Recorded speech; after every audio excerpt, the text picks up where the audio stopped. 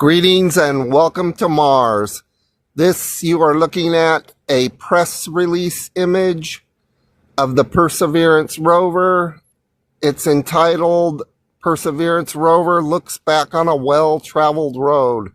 You can see it's a very dusty day, and this is not the true color of Mars. This is the website showing. It explains exactly how the rover takes images. The link is in the description if you want to read all that. And here we have the dust filter, or the orange filter. It shows every image on Mars goes through that orange filter. Now we're going to change this Perseverance rover image, remove that orange filter, and focus it up, removing a lot of the dust. And there you go.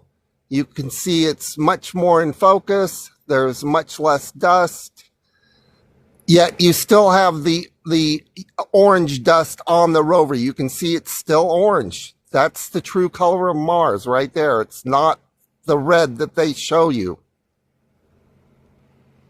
And here we have the rainbow on Mars.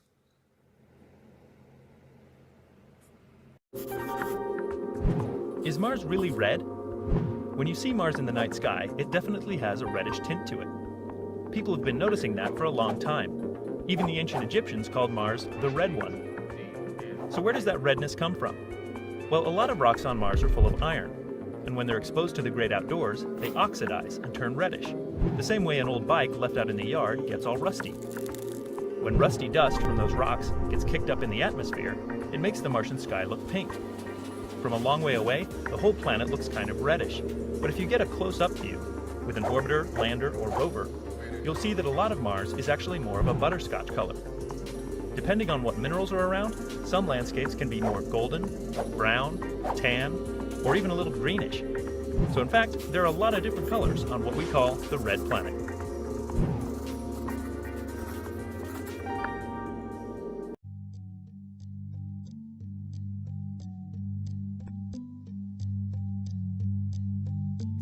Seconds to go, a nerve-wracking countdown, then this. India became the first in the world to successfully reach Mars's orbit on its first attempt, the country's Prime Minister Narendra Modi celebrating the occasion. 3, 2, 1. Main engine start, 0, and liftoff of the Atlas V with Curiosity, seeking clues to the planetary puzzle. On the eve of humanity's first manned mission to the Red Planet, no amount of speculation could adequately prepare us for the unexpected discovery. The directive I'm signing today will refocus America's space program on human exploration and discovery.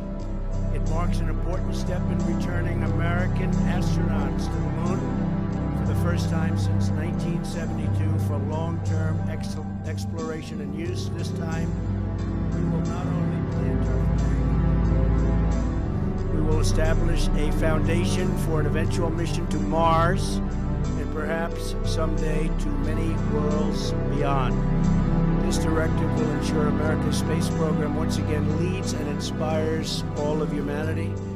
The pioneer spirit has always defined America, and we're picking that up in many other fields. I think you see that. I think it's obvious. All you have to do is look at what's happening with the markets and all of the great things that are happening. We're leading in many different fields again, and it'll get more and more obvious as you go along. This is a giant step toward that inspiring future and toward reclaiming America's proud destiny in space.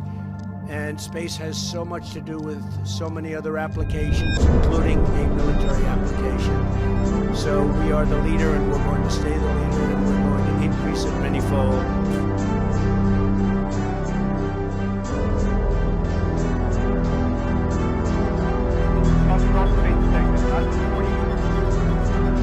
NASA sent this robot, this $2.5 billion robot, to Mars to answer a single question. That was Mars ever suitable, hospitable for life? And yesterday, NASA got up in Washington, D.C. and announced the answer to that question is yes. That's a big answer.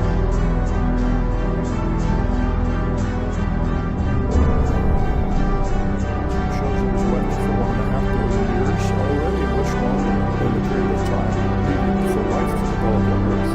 And now we see that Mars must have been wet for a period even longer.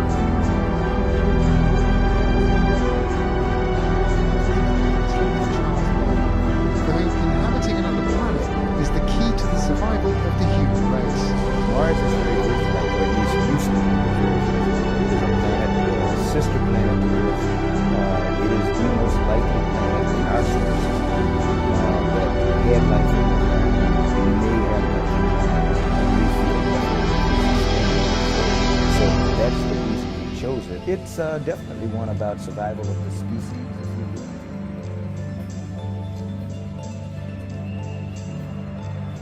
By the end of this century, we're going to put a man on Mars. A journey to another planet, a manned mission to Mars.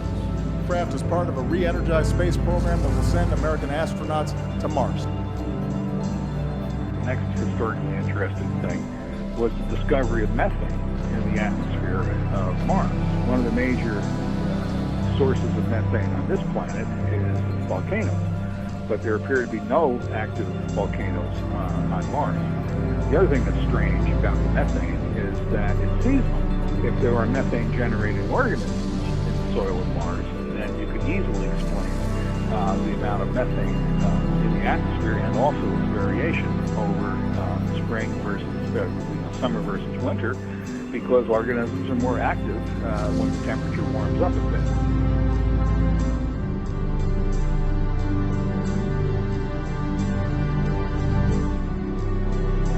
Conditions necessary for Mars to be habitable today.